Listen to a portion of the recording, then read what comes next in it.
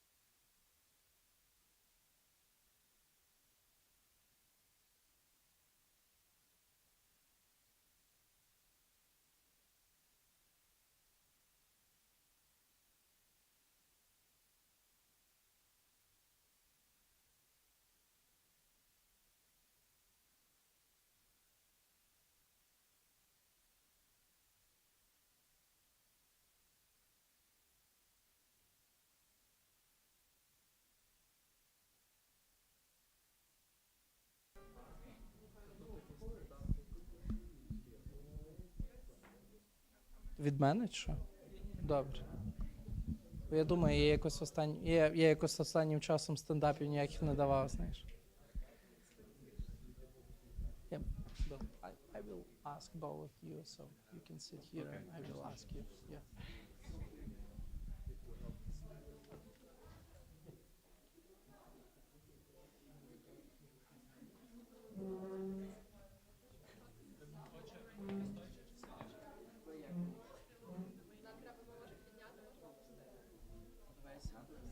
Але то не моя фляжка, знаєш. Тако файно виглядає? Вообще. Цей кадр як для вас придбати. Потім подивлюся на ту пряму трансляцію, там сидить такий. Ну тут достатньо того, що світло неймовірне.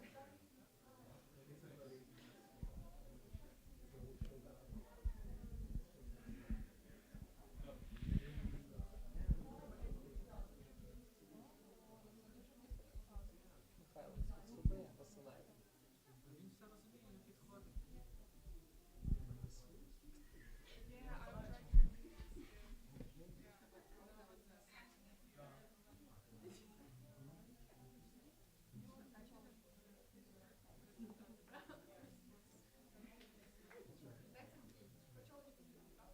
Який вік? Отако, о.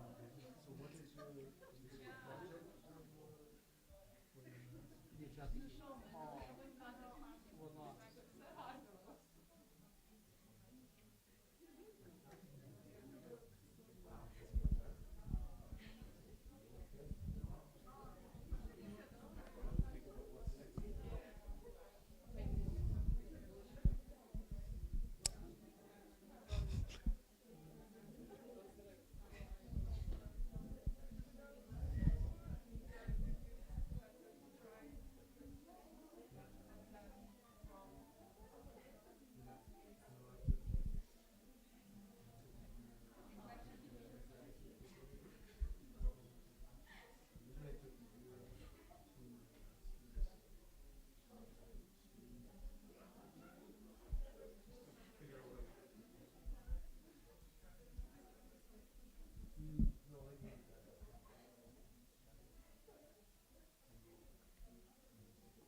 Нормально.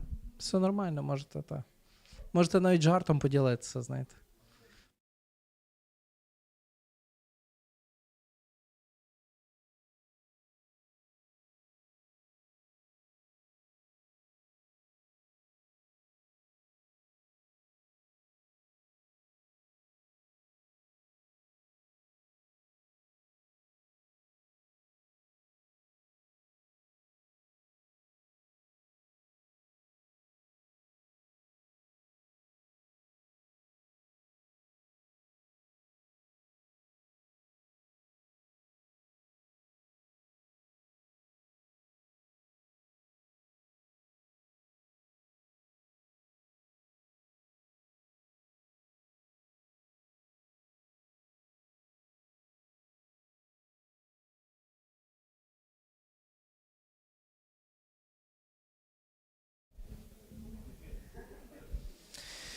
Слава Ісусу Христу! Доброго вечора і привіт! Дорогі друзі, я радий вітати вас на нашому такій лайтовій, я би так сказав, початку певної лабораторії двохденної, над якою працюватимуть і наші студенти, і запрошені студенти, і викладачі Нотр-Даму, також викладачі нашої школи, які працюють у школі журналістики та комунікації «Доклеп». Мене звати отець Андрій Шестак, я працюю директором школи журналістики та комунікації, я також є заступником декана факультету суспільних наук. Я дуже дякую за вашу присутність сьогодні тут, яка заповнює велику добрячу частину світлиці Колегіуму 2. Я також радий вітати всіх наших онлайнових глядачів, хто до нас доєднався або побачить цю лекцію в записі. Ми матимемо можливість наступну годину працювати з таким інтелектуальним або інформаційним новим контентом від наших гостей і насправді моїх добрих друзів Вільяма Донаруми та Яна Кейта, які є професорами університету Нотр-Дам Сполучених Штатів Америки, які познайомилися зі мною більше ніж 4 роки тому, і 3 роки тому ми мали можливість працювати з ними над невеликим проектом, який приніс, на мою думку, якби колосальний інформаційний привід в Сполучених Штатах. Ми мали можливість показати війну в Україні для більше ніж 2,5 мільйонів молодих американців і жахіття, які відбувалися станом на перший рік повномасштабного вторгнення.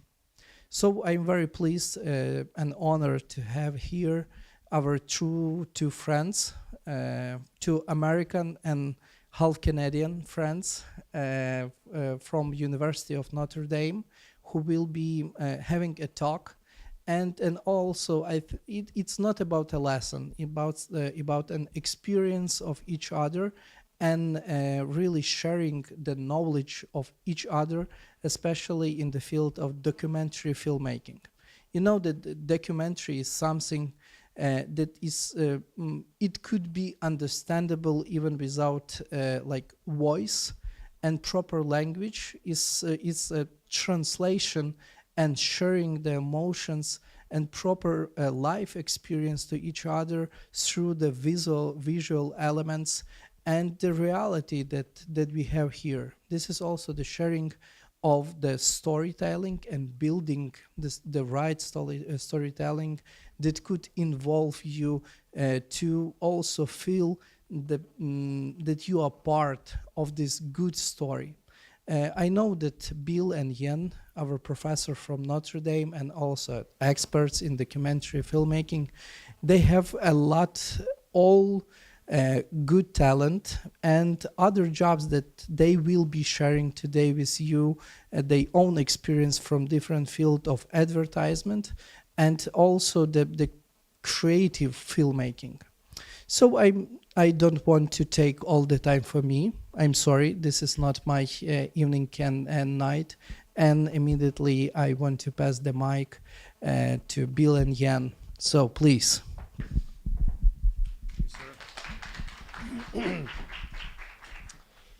Well, добрий вечір.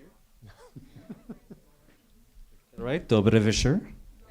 All right, that's all the Ukrainian you'll get tonight. Hey, He has many language skills, as I'm only now starting to learn. I get it word by word. By the way, if you think that's old, you should be with me at passport control. That became the running joke on this trip because I had to second verify, at least I got a smile out of them because I had to second verify my identity everywhere I went. Yeah. So we're very pleased to be back here and to have the opportunity to meet with you and to talk to you about the world you live in and to give you a sense of some of the things. Oh, is that not on? I don't I know. think you just bring it up higher.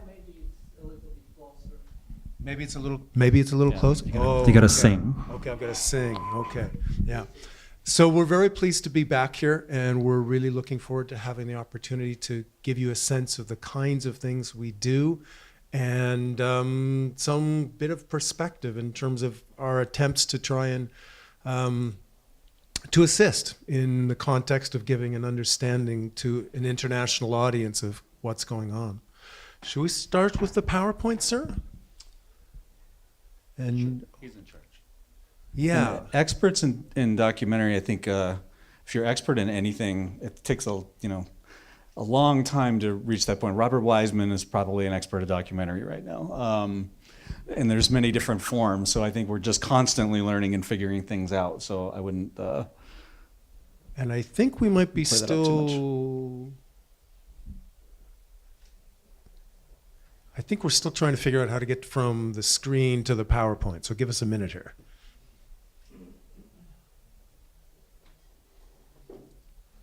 Well, why don't we go ahead and start? So let's do this. Why don't we give you a sense of who we are? Because that will provide you more of an understanding. Would you like to go first, sir? Yeah, because he's gonna play a short little reel too that they asked me to show. I teach. I actually don't teach documentary. We did a class together called Barn Stories, which it was a take sort of interdisciplinary documentary. My primary class is teaching narrative film, so making short films, cinematography. So it's fiction, making films, shooting on higher end cameras and things like that. So you're developing scripts and you're writing, you're pre-planning, editing, that whole kind of thing. So that's my primary focus. I also do a lot of work in doing short films. I've done some feature work. I've done music videos. I've done interviews for other things. I worked for another department making a lot of different educational assets. And that's just kind of the last several years of my career. I'm now getting more into nature documentary in Africa. So I've been going there a few times a year. I'm teaching workshops and getting to go out and shoot on safari and things of that nature. So I'm kind of, all over the map, and I am just fortunate enough to have worked with Ian for the course of the past, 15 years, starting off the coast of Ireland, and then we've made our way. Recently, we were in Republic of Georgia working on a different project, and this is our second time here. And I do a lot of work for a camera company, showcasing different things like that. So that's my light background that way. When people ask me what I do and how I got into being at a university, I'm an accidental archaeologist. I wasn't going to be an archaeologist. I do sort of archaeology, history, film. I was driving trucks for a living, and I was doing very strange things in Western Canada, and then just started working in archaeology and working in photography and traveling to different places and thinking in terms of human stories, whether it was told through archaeology, whether it was told through excavations, whether it was told through photography or film in some form. So, I turned human at about age 28 and figured out what I wanted to do. And that's really about it. Yeah, I like that term because I'm pretty much, I think we're both accidental academics as well. So I didn't really plan on doing what I'm doing now because I was working in the field Can you go to the second slide? Or here, I can try this one. And Charlotte? Here, let me just go. Ooh, that's old. Turn it on. It is moving, but I don't think this is the presentation we want. I think this one is from 2 years ago. It, it's a very nice presentation, but there's a better one that we made for this year. So That's the one you dragged over. It was April, right? Yeah. yeah, I still but have it. this When is did you this get is saved? the one. That's all. This is the unique file that we have. While you're checking for that, can you play the video called Reel? Can you go to the next layer? Let's see. Huh, interesting. It's changed its order. Okay. We'll go right to the front.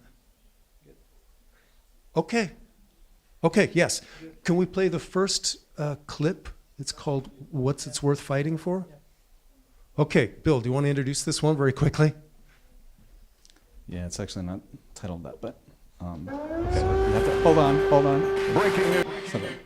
So what had happened was when we came over the first time, our marketing department that handles, it's called ND Creative now, they run a spot in front of every football game called What Are You Fighting For? So usually they're highlighting research and a lot of engineering and things like that. So they finally wanted to find something in the arts, realized we were coming over. So they created this 2-minute spot that plays in front of both in the stadium on the big screen and then in front of audiences across America, highlighting what we were up to coming here. The good news with this is one of those accidental moments, which you're going to see as a theme in some ways. This was something that they wanted to do, and it was produced by NBC in Notre Dame. What we didn't realize was this piece was going to be playing to an audience of 2 million people. So of all the things we've done, it's this piece that has had more of an impact than anything else we've written or done. So yes, let's go ahead and see it, please. Breaking news tonight, Russia launching a full-scale invasion of Ukraine. Since the war began in February 2022, Russia has attacked hundreds of non-military targets. Russian forces bombed a theater. A ballistic missile struck. Thousands of Ukrainians have died and hundreds of cultural sites have been destroyed. It's a tactic seen through history to try and strip a people of their identity and their fundamental right to exist.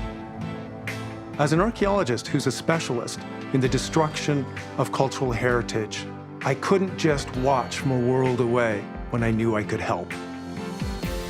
In March of 2023, Notre Dame anthropology professor Ian Kite and film professor Bill Donnarumma traveled to Ukraine to teach students at the Ukrainian Catholic University the principles and techniques of documenting the destruction of their cultural sites. Through film, we can capture a moment in history and have it indefinitely. Our goal in Lviv was to teach documentary film and archaeological techniques to the master's students. By sharing our expertise, these students can be better keepers of their own culture and history. The full-scale war made me understand that there can be no tomorrow, and you know that you are studying not only for yourself, but for your country's future. Welcome all of you. It's great to see you. What does it look like on the ground? What does it feel like being in Lviv at this point? I realized how dramatically our lives changed. Getting used to the war does not mean resigning. What kind of resources can we help with? As a member of a university rooted in a moral position of helping others, it's our obligation to show them they're not alone in this. The University of Notre Dame asks, what would you fight for? Боремося за культурну спадщину. We are the Fighting Irish. So this was the first time go ahead. I haven't seen that in a while. This is the first time they enlisted our help in actually getting footage, doing those interviews. So about the first half is a lot of their own news stuff, and the second half is all the things that we shot, as well as some things that students shot because we let cameras kind of loose and having people grab footage of different things. So that was also beneficial, I think, fun to have happen. Let's show you some of the other things that we've been doing. just to give you a sense of this. So we talked briefly about some of the work in Ireland, and as part of this, developing a series of small films. And we've been working together for about 15 years at this point.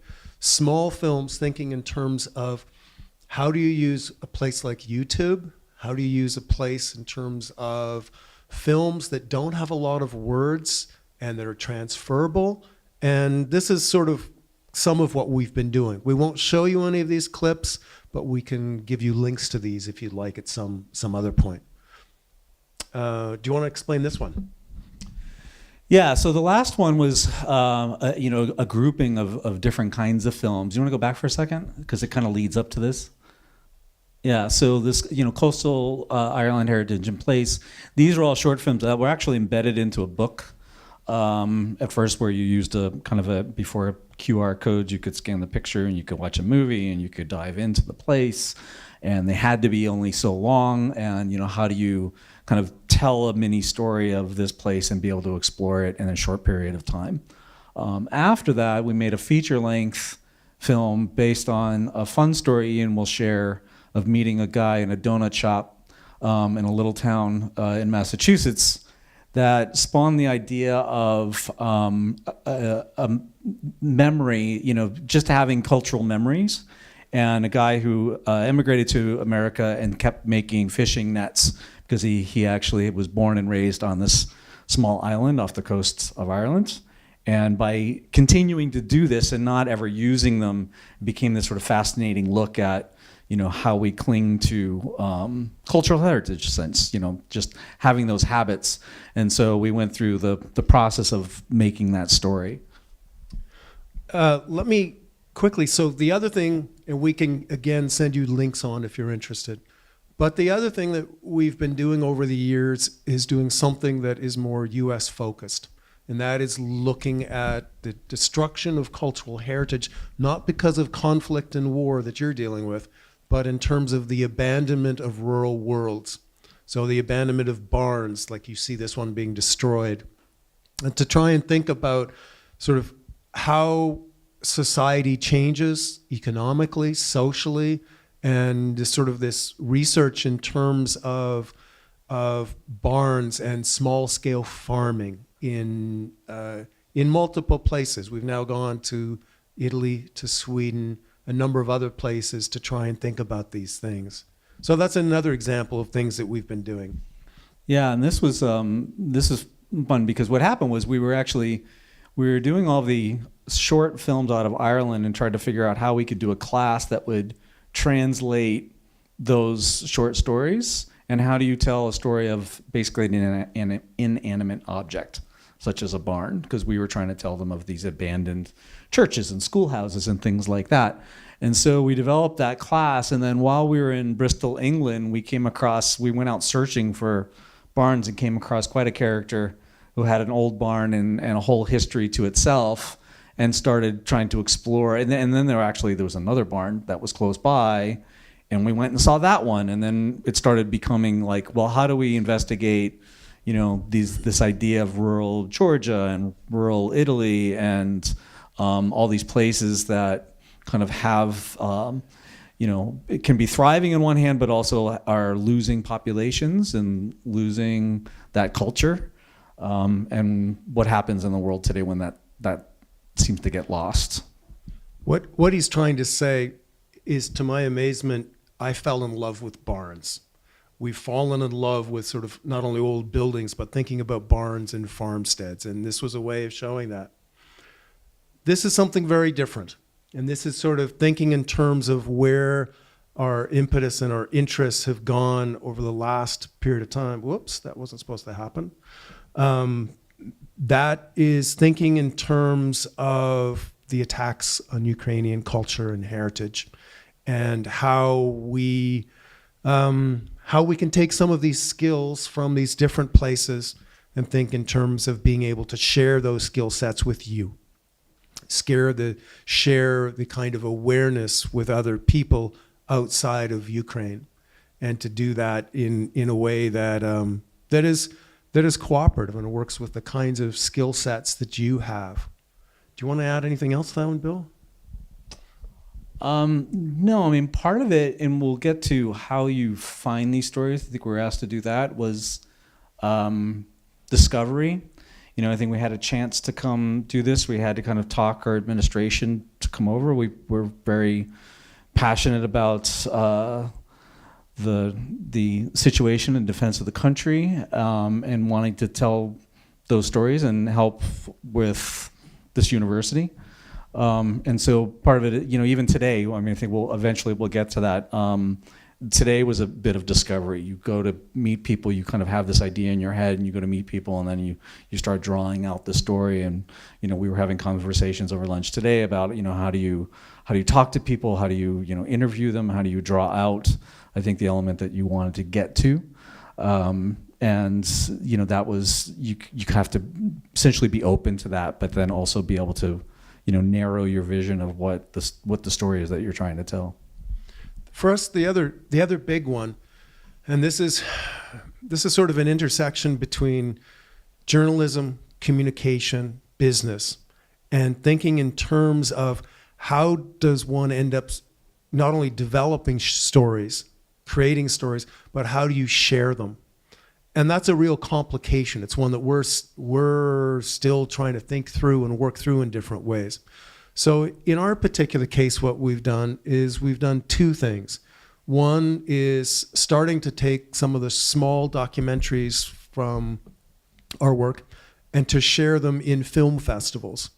The second one is using YouTube, which is unquestionably the biggest resource there is out there at this point for things like that. So we decided to develop our own little channel, Witness in Film, and to use this as a platform for developing, for sharing some of this work.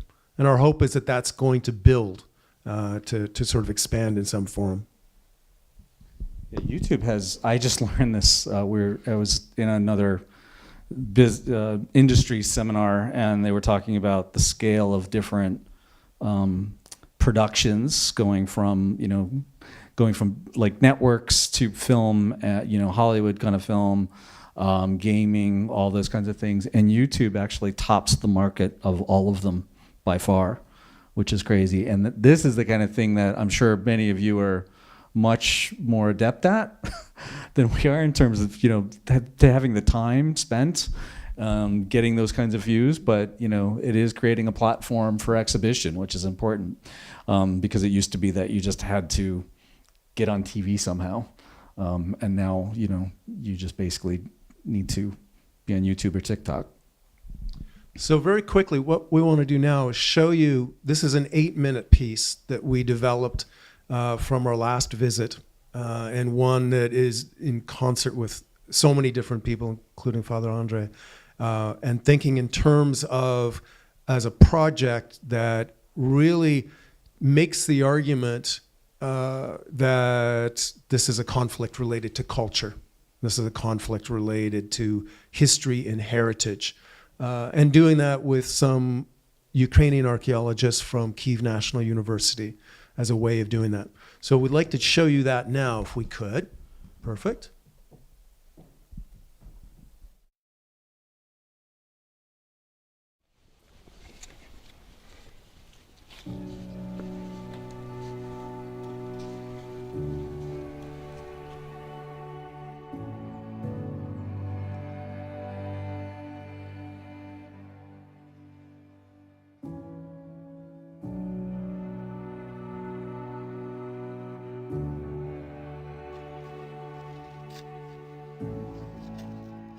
Yes, around church we can have burials of monks, of different church.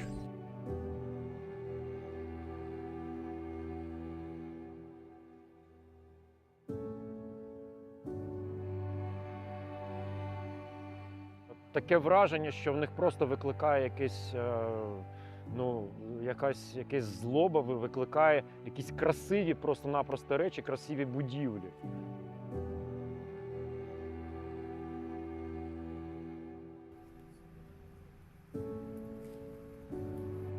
Что-то хорошее сделали. учителям то же самое welcome to Ukraine. Ну, он как раз вот тут вот, первый бой, так сказать, за эту войну, он где-то вот здесь вступил. Правосек с тепловизором уснул.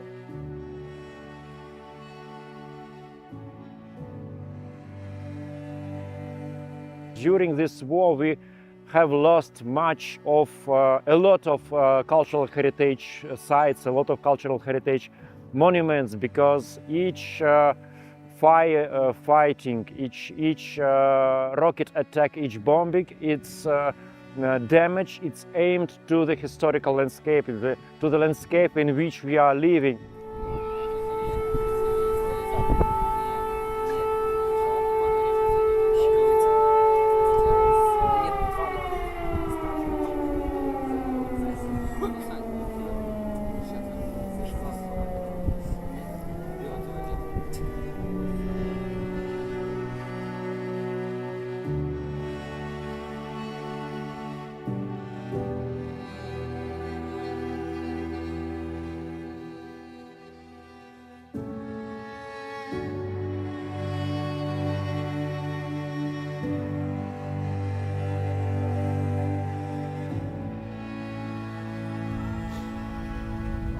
Руйнацію фіксуємо. Руйнацію. Oster, it's a Kiev Rus town which was founded at the end of 10th century, at the beginning of 11th century.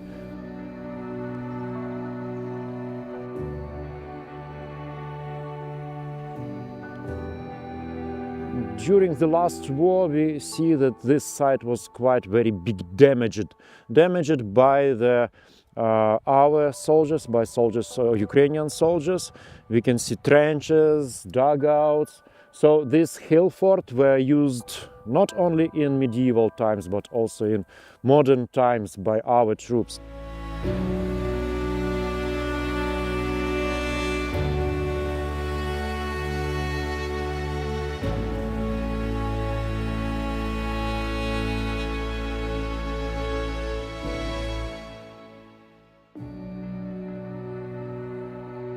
Even you can see that here is some structures made of plinfa, medieval bricks.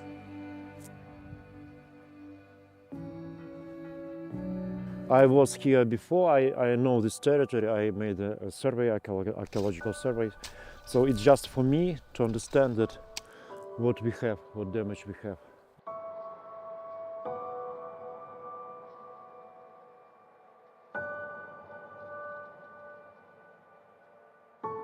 Inside these trenches we have many artifacts, archaeological artifacts, and sometimes we even have different archaeological objects, and even the remains of medieval architecture also exist here. Это тело вала, да? Вот я, блядь, сначала ходил, думал, печи, блядь, не печи, хаты, не хаты. Что, хаты, ты же платишь, да? Вань, 50%. Так, Там снится есть прям гнездо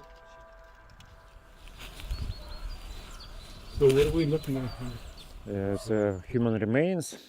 I suppose that this human remains connected to the church, to the medieval church. So I think it belonged to this period, the time of medieval times, 11th, 12th century.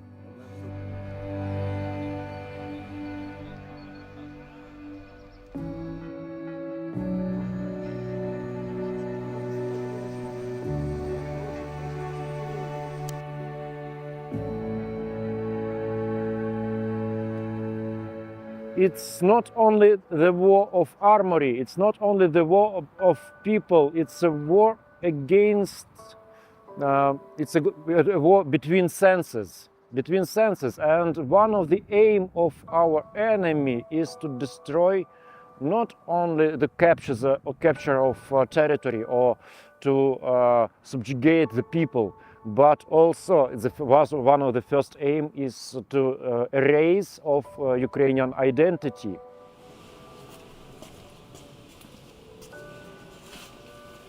The Vasil Slipak, this is a famous opera singer.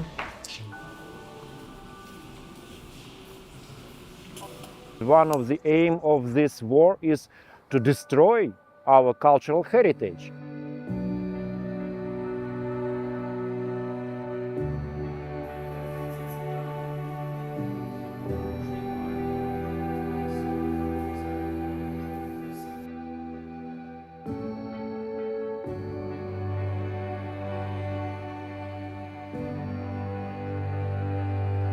У них в голові будуть народжуватися, сейчас не так, значит не надо. Так.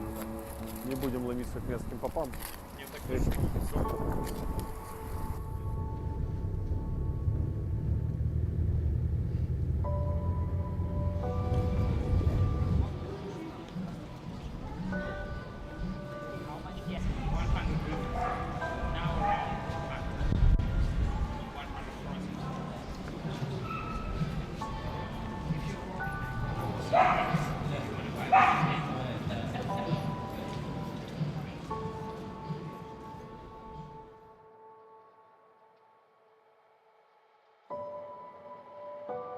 In Ukraine as to the premise of this in any capacity.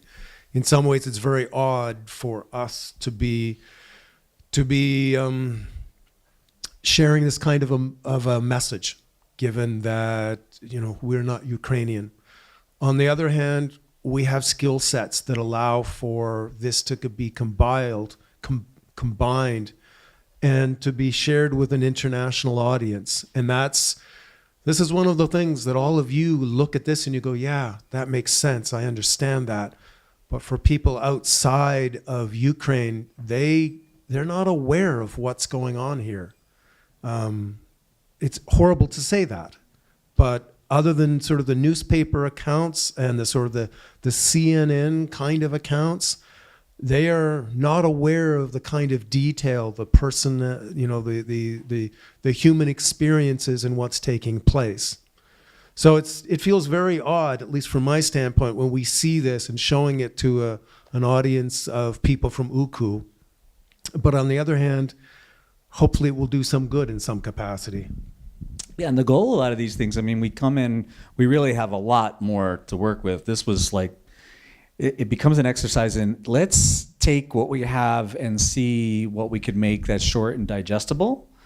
And we've done a few of them at this point. What's working, what's not working, what we might combine or expand upon.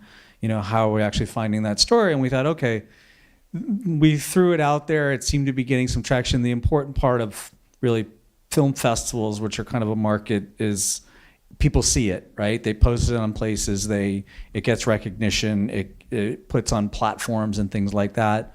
This just won Best Short Documentary at the Cannes International Shorts Fest in France. So that's, it's great to get those laurels, but the fact was that now enough people have seen it, and it's showcasing it like a microcosm of the situation, and it doesn't go too far in too many different directions, by staying in, that one place and then expanding just the concept of what Pavla was saying, and actually what I was talking to, people even at lunch and people that we interviewed today, which now, you do this and then you go, okay, you showcase it to even, people at Notre Dame and say, oh, okay, we've already done this. Yeah, you should go and do more. And that's kind of, an idea that even if you had it, it's like, you take this 2 to 3 minutes and you post something out there. And I've heard stories of people that put something, what happened? They were doing something that was like, I think for Coors beer, and they throw something out there, and then they made a movie with Zac Efron in it, based on that story about him bringing, trying to get, bringing beer and things to troops in Vietnam. So, those things just kind of expand.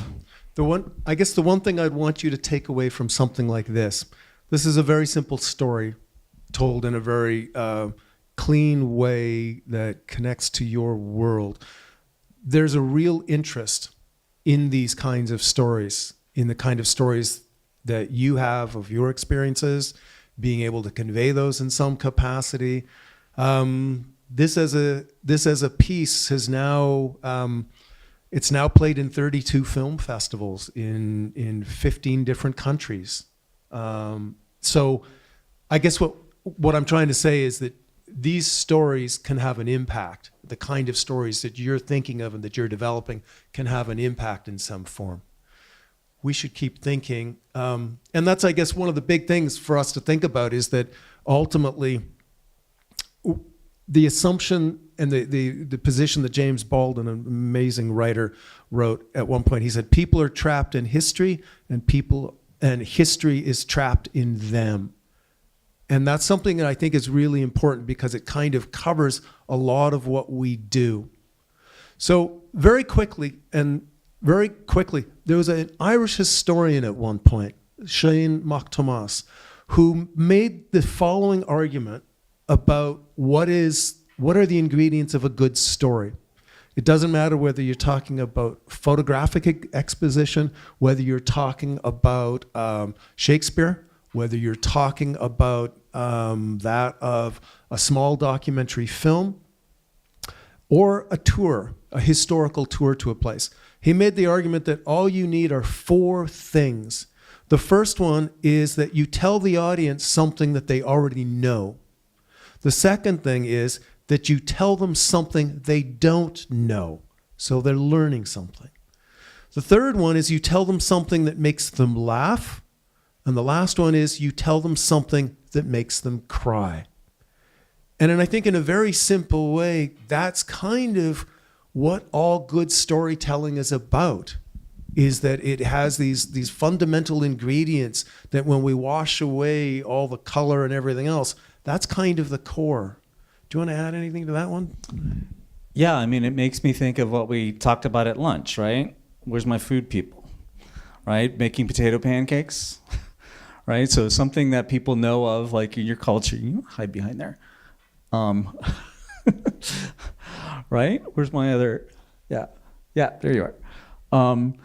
So making that, right, you're telling something that they know, you know, and what this is, but what would they not know, right? It'd be the people, right? It'd be, you know, we talked about creating your own memories, right? Being the subject of saying, you know, this really makes me, you know, really think about, you know, this in a certain way, I have an emotional connection. And then all of you would go, oh yeah, I think of that too. The same way that I talked about my grandmother making ravioli, right? Tell them something, you know, then they don't know, and maybe about, you know, how they do it. You know, well, oh, that's a technique I've never seen before. Or the kitchen place that they're in, right? You talk about going to different kitchens, you know, so maybe people are doing it in different ways. Where do the ingredients come from? And we learned this about making bread in Georgia. We went in and they were, you know, saying it's very specific. Like it doesn't taste right unless you do this thing by hand and you use this certain kind of flour, things like that, you know. And then what would make them laugh, that would be a separate, you know, smaller story. And then something that would make them cry, you know, and it's not always like really making me sad. It may be, you know, invoking just a memory that kind of makes you tear up, those kinds of things. You know, that could be something as simple as drawing out the emotion of, you know, the festival that's not going to happen. And we don't get to spread, you know, the kind of the recipes amongst one another. And, you know, what's that situation like?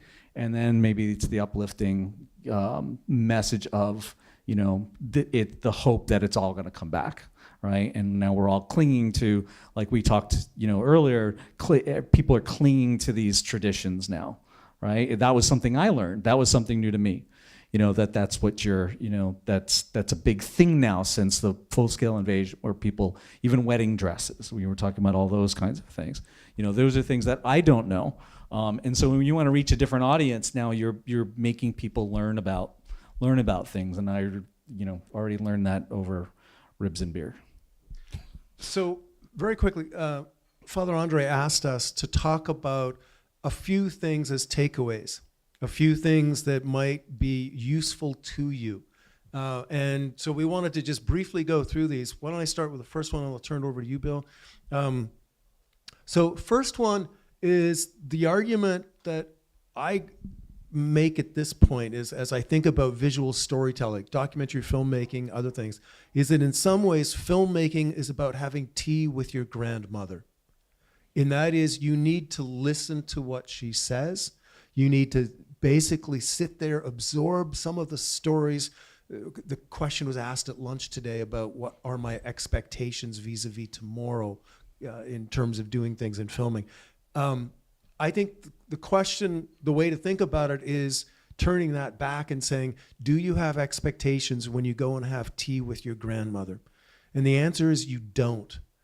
The thing is that you're going to go and listen to stories that she tells you about your time when you were younger, or your parents, or other places.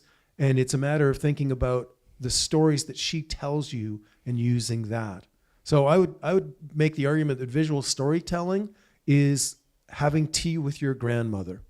Bill, you want to take the next one there? Yeah, hope and humor, and being human. Like, it's not all about facts, right? It's about the people that are doing things.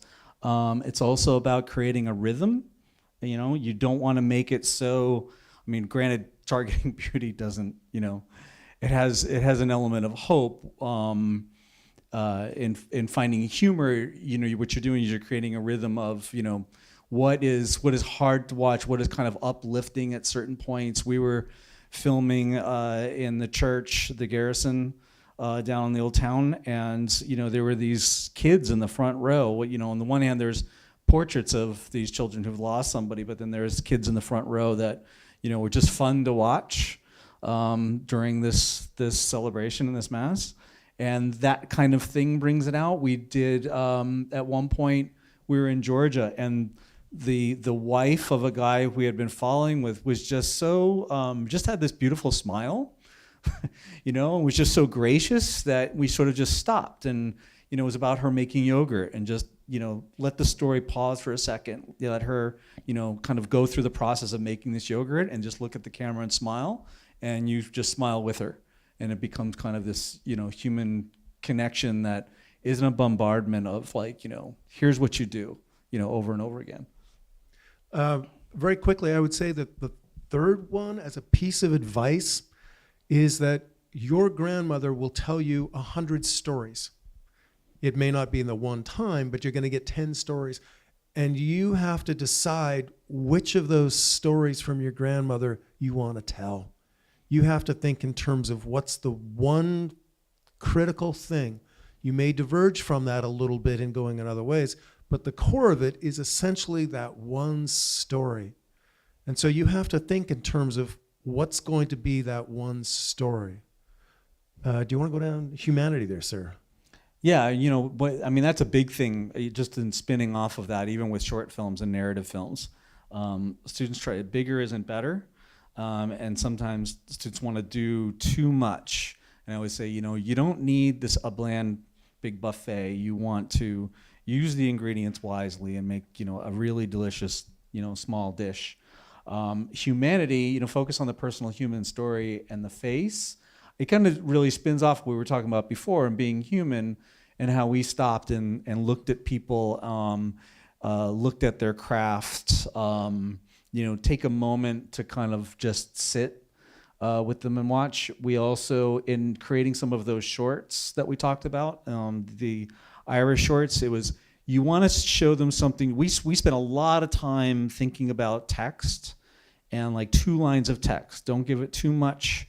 Make it so that here's maybe a fact about this, but how do we word it so that it's the people, even if it's a cemetery, right? We were, it's like, but these are the people that it's a very cultural place to have these funerals and where they are in a cemetery and what it looks like, and making sure that, you're maintaining that connection, right? Because you don't want it to be a textbook.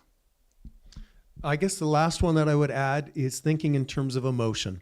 And that is, we're humans. We get angry, we get sad, there's pain, and that it is through your experiences where motivation lies, and thinking about those pieces. So very quickly, just spinning off of that too, because I had a story about that was really interesting, in emotion. If you've heard of the movie The Octopus Teacher, right? So Pippa is a woman from South Africa that helped make that movie, and they were making another film about the pangolin. The pangolin is this adorable little sort of armadillo-looking animal that gets that that gets poached a lot, and that's a really hard situation and thing to watch.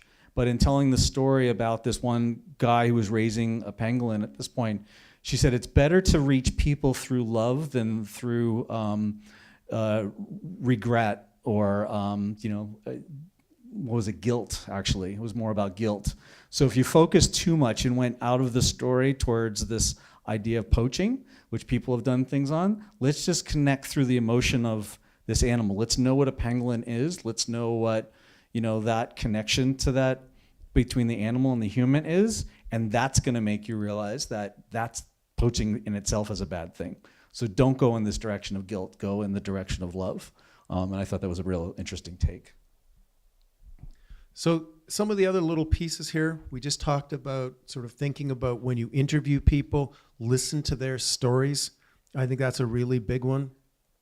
Another one, and these are some examples from Ukraine that will hit home to you, I would assume, and that is thinking about hope and thinking about humor. You as a group of people are great storytellers, and you do it at times in such a way where you tell stories with humor in ways that I'm not sure you entirely recognize that you are very clever and funny in how you talk about things, whether you're talking about Bansky, whether you're talking about art, or this one is one of my favorite ones. So we're thinking about resistance in such a way where you're talking about rural resistance with tractors and how, tractors bringing about changing military conflicts, some of those different pieces. Or the other one, this individual, Patron the dog.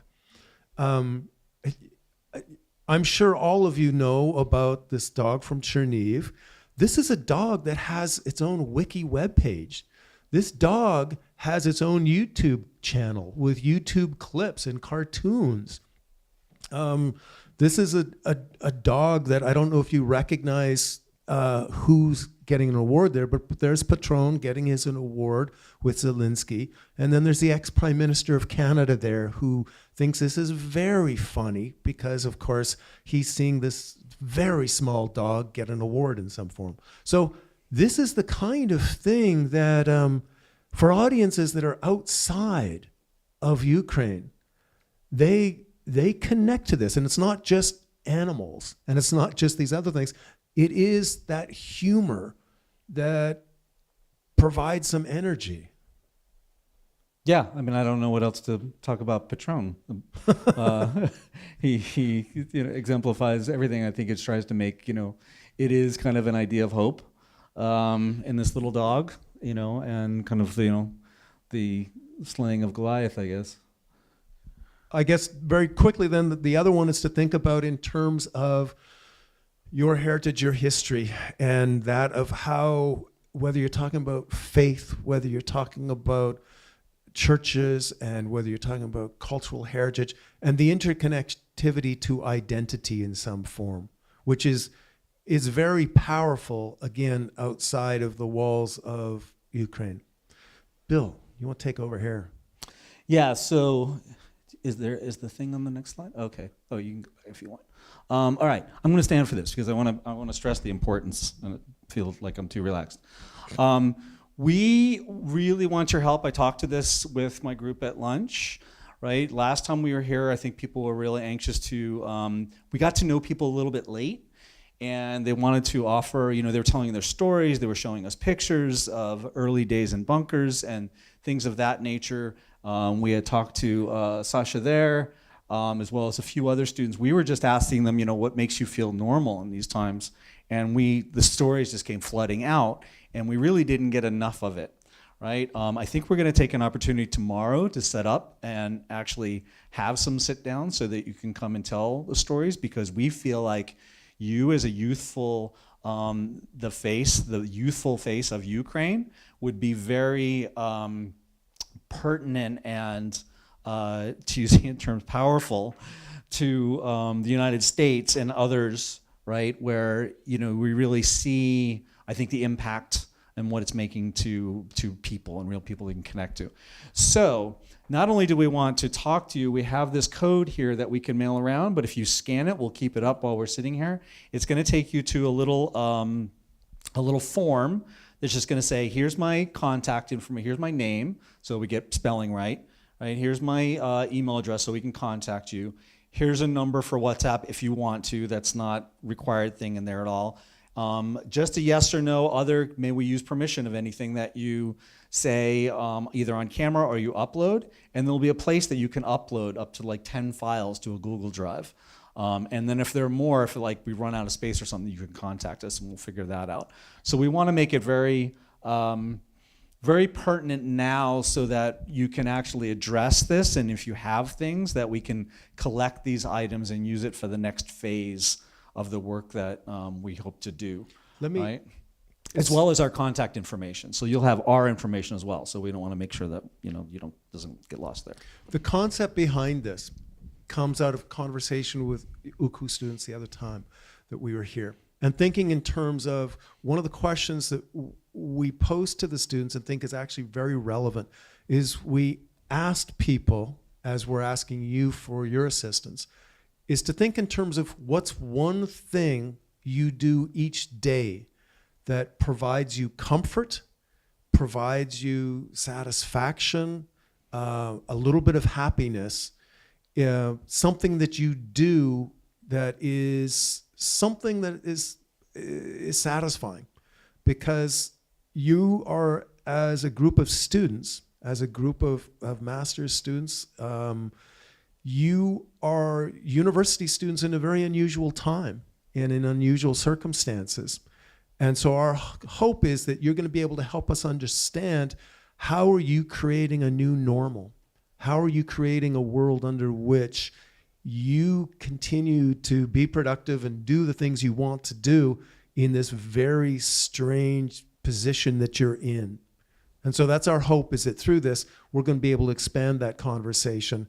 And in the best of all worlds, our hope would be to turn that into an 8 to 10 minute documentary, and to do it in such a way where the university students where we work and other university students will try and hear that and understand some of that, because it's very, very hard to reach people outside of Ukraine. And we think that university students have a very special voice and the opportunity to provide some understanding that doesn't exist at this point. Yeah, I think there's a lot of ideas. In fact, even today we were talking about exhibition, right? And doing an exhibition of, and how that's different of your work. And even with this now, just off the top of my head, I think, we could actually have something where you just see the statements, where people could walk in and basically have an ongoing vocal connection with people and what's happening. I think we've pretty well run out of our time. But wait, there's more. We've run out of time here, but we're going to actually take a quick break and go up and get some of the gear that we work with, as well as some other things that we've brought for the program. And maybe you were heading there and I cut you off. But I was, as a matter of fact. Okay. So yes, so we have a bunch of camera equipment that we want to be able to show you. I'm sure Father Andre has sort of given you a little bit of a heads up on that, but we have a number of different things. The kind of filming we do is not usually with tripods. It's not with a bunch of heavy equipment, because it has to be very mobile. And so over the years, we've sort of pared down our kit to very specific ways that fits basically in our backs in some ways, as two turtles who carry the equipment with them at all points. So we thought you might be interested in seeing that and how we've pared some of that down and some of the equipment that we use. So why don't you give us 10 minutes to get some of this stuff, and then we'll get a drink, get a bite. And then Father Andre looks like he's looking for a microphone. Thank you. So dear friends, we are now passing in our practical segment of the lesson. So thank you very much for all of those who were following us online and also accompanying us online on this lesson. And everybody who is in this room, you are invited to have short break with us with some kind of the food, and then we will return to our practical spots, how to work with different types of practical field equipment. It will be also useful for tomorrow. So, дуже дякую за вашу участь для всіх гостей, які є в онлайновому форматі. І мені вас дуже шкода, що ви не взяли можливості і не розділили разом з нами офлайн, бо буде прикольно. Вам Богом благословенного вечора і дякую.